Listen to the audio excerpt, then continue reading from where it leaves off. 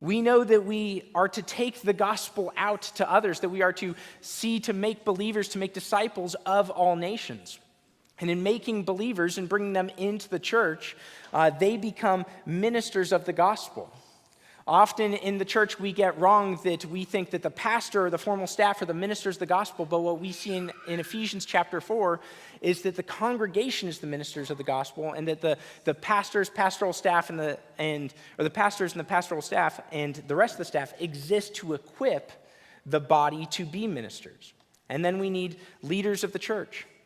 And as Jim preached this sermon back in the second week of January, I was reflecting on Luke 10 and how Jesus, looking out over Jerusalem, looking out over a town, saw it, and he said to his disciples, having sent out the 72, "The harvest is plentiful, but the workers are few." And I've always found that construction to be interesting because we generally think of praying for the harvest, praying for the saving of souls. But what Jesus tells us to do there is he actually tells us the Holy Spirit is already at work raising the harvest, planting the seeds, fertilizing the ground. What we need is more laborers in the fields.